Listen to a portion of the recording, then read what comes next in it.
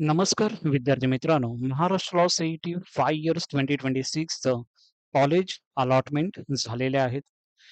ज्या विद्यार्थ्यांना college allotment झालेले आहेत त्यांनी फीस कशा पद्धतीने करायचं आहे, बेटरमेंट कशा पद्धतीने करायचं आहे, सीट एक्सेप्टन्स जे ₹1000 आपल्याला पे करायचे आहे ते कशा पद्धतीने करायचं आहे, त्याची स्टेप बाय स्टेप संपूर्ण माहिती तुम्हाला या व्हिडिओमध्ये मी सांगणार आहे.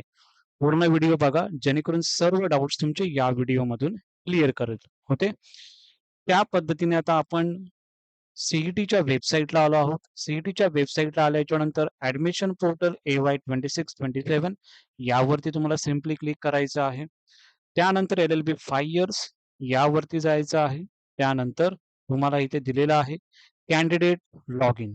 ओके, कॅन्डिडेट लॉग इन यावरती तुम्हाला सिम्पली क्लिक करायचं आहे. त्यामध्ये तुमचं ईमेल आयडी आणि पासवर्ड हे टाकून साइन इन बटनवरती तुम्हाला सिम्पली क्लिक करायचं आहे. अशा पद्धतीची विंडो ही तुम्हाला दिसणार आहे. ओके, ज्या विद्यार्थ्यांना कॉलेज अलॉटमेंट झालेले आहेत त्यांना इथे कॉलेज अलॉटमेंट असं येऊन जाईल. म्हणजेच कोणता कॉलेज अलॉट झालेला आहे तो नाव तुम्हाला इथे जसं या विंडोमध्ये दिसत आहे तशा पद्धतीने दिसेल. त्या विद्यार्थ्याने पुढे काय करायचंय ते मी तुम्हाला सांगतच आहे. पण ज्या विद्यार्थ्यांना इथे नॉट अलॉटेड असं लिहिलेलं आहे त्या विद्यार्थ्यांनी कॅप राउंड 2 साठी न्यू कॉलेजचे प्रेफरन्स आपल्याला द्यावे लागणार आहेत. त्या विद्यार्थ्यांनी कॅप राउंड 2 मध्ये कशा पद्धतीने प्रेफरन्स द्यायचे आहेत त्याची प्रॉपरली इन्फॉर्मेशन नेक्स्ट व्हिडिओमध्ये तुम्हाला मी सांगेनच. ओके, पण ज्या विद्यार्थ्यांना कॉलेज अलॉटमेंट झालेलं आहे, ओके, त्या विद्यार्थ्यांना ऍडमिशन घ्यायचं आहे कॉलेजेसमध्ये किंवा काही विद्यार्थ्यांना बेटरमेंट करायचं असेल, ओके, काही विद्यार्थ्यांना फर्स्ट प्रेफरन्सचा कॉलेज लागलेला आहे. सो त्या विद्यार्थ्यांना समजा बेटरमेंट करायचा ऑप्शन आला तर सो या पद्धतीची सुद्धा पुढे इन्फॉर्मेशन मी तुम्हाला सांगणार आहे. सो या पद्धतीने तुम्हाला समजलेलं आहे की तुम्हाला कॉलेज अलॉटमेंट झालेलं आहे. पुढे तुम्हाला काय करायचं आहे मग प्रिंट अलॉटमेंट लेटर.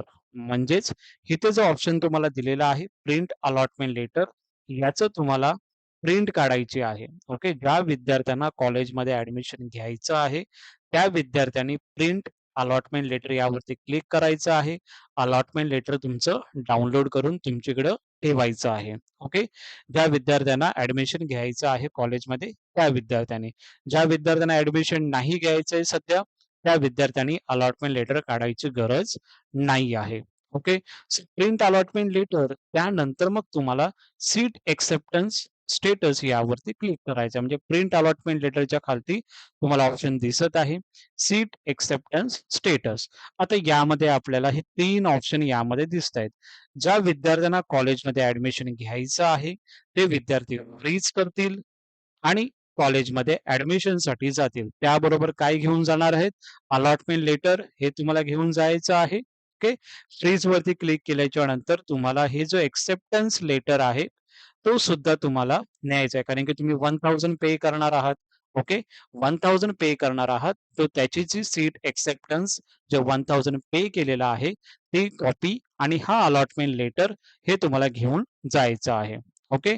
म्हणजेच काय if you freeze your allotted seat जसं आपण फ्रीज करत आहोत you will have pay one time seat acceptance ₹1000 जे की आपल्याला जेव्हा आपण फ्रीजला क्लिक केल्याच्या नंतर आपल्याला सीट एक्सेप्टन्स लेटरसाठी 1000 पे आपल्याला करावं लागणार आहे. Last date as per current round जी काही तुमची लास्ट डेट दिलेली आहे त्या डेटमध्ये तुम्हाला ऍडमिशनसाठी जायचं असेल तर तुम्हाला या गोष्टी फ्रीज करावं लागेल त्या कॉलेजला आणि सीट एक्सेप्टन्स ₹1000 पे करावं लागेल.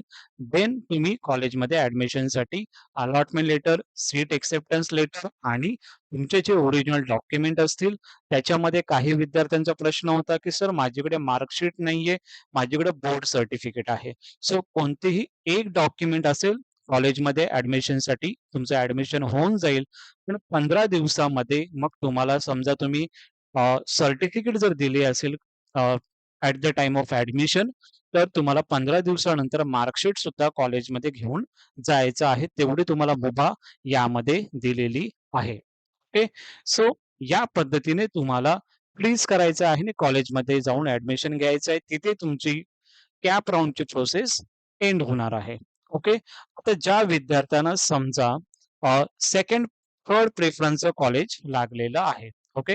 आता फॉर एक्झाम्पल या विद्यार्थ्याला अलॉटेड 7th प्रेफरन्स. ओके. आता 7 प्रेफरन्स लागलेला आहे, तर या विद्यार्थ्याला अजून पुढचे कॉलेजेस त्यांना पाहिजेत, बेटरमेंट करायचं आहे. ओके. तर ते विद्यार्थी काय करतील, कॅप राउंड 2 मध्ये त्यांना जायचं आहे. तर ते बेटरमेंट या ऑप्शनवरती क्लिक करणार. ओके. बेटरमेंट ऑप्शनवरती क्लिक केल्याच्या नंतर ते कॅप राउंड 2 मध्ये एंटर करतील आणि कॅप राउंड 2 मध्ये जेव्हा एंटर केल्याच्या नंतर तुम्हाला यावेळी नवीन कॉलेजेसचे प्रेफरन्स हे तुम्हाला द्यायचे आहेत. ओके. नवीन कॉलेजचे प्रेफरन्स दिल्याच्या नंतर जो तुम्ही प्रेफरन्स तुम्हाला कॅप राउंड 1 मध्ये जो लागलेला आहे, ओके, ती तुमची सीट रिझर्व्ह राहते, कारण तुम्ही बेटरमेंटसाठी ₹1000 पे केलेले आहेत म्हणून. म्हणजे इथे लिहिलेलं आहे बघा, if you go for betterment your allotted seat, then you will have to pay one time seat acceptance ₹1000. म्हणजे बेटरमेंट करत आहात तुम्ही, सो बेटरमेंटला तुम्ही 1000 पे करत आहात. मग ही जी तुमची सीट जी लागलेली आहे ती तुमची रिझर्व्ह असते आणि कॅप राउंड 2 मध्ये परत तुम्ही कॉलेजचे नवीन प्रेफरन्स देऊ शकता. ओके. ते प्रेफरन्स दिल्याच्या नंतर टॉपचं कॉलेज तुम्हाला लागलं तर तुम्ही डेफिनेटली ते सीट तुम्ही घेऊ शकता आणि त्या कॉलेजमध्ये ऍडमिशनला तुम्ही जाऊ शकता. काही विद्यार्थ्यांना असं वाटेल की सर, पहिला जो कॉलेज मला लागलेला आहे त्याच कॉलेजमध्ये मला ऍडमिशन घ्यायचं आहे. तुम्ही परत याच कॉलेजमध्ये परत तुम्ही ऍडमिशन घेऊ शकता. तुम्हाला याचे अलॉटमेंट लेटर काढायचं आहे. कॅप राउंड 2 चं जेव्हा ऍडमिशन प्रोसेस असेल, तेव्हा तुम्ही त्या ऍडमिशनच्या डेटला तुम्ही या कॉलेजमध्ये जाऊन ऍडमिशन घेऊ शकता. म्हणजे काय, तर बेटरमेंट हा ऑप्शन अशासाठी आहे, की तुम्हाला जर तिकडे जर सीट चांगली नाही भेटली, तर ही तुमची सीट ही रिझर्व्ह असते. ओके. हे झालं बेटरमेंटसाठी. ठीक आहे. आता एखादा विद्यार्थी असा सुद्धा असू शकतो, की सर, मी कॉलेजचा प्रेफरन्स दिलेला आहे आणि फर्स्ट प्रेफरन्सचा मला कॉलेज अलॉट झालेला आहे. सो हा मला कॉलेज नाही पाहिजे. ओके. तर या केसमध्ये मी बेटरमेंटचा ऑप्शन देऊ शकतो का? Definitely yes. तुम्ही हा बेटरमेंटचा ऑप्शन देऊ शकता. तुम्हाला 1000 पे करावे लागतील. ओके.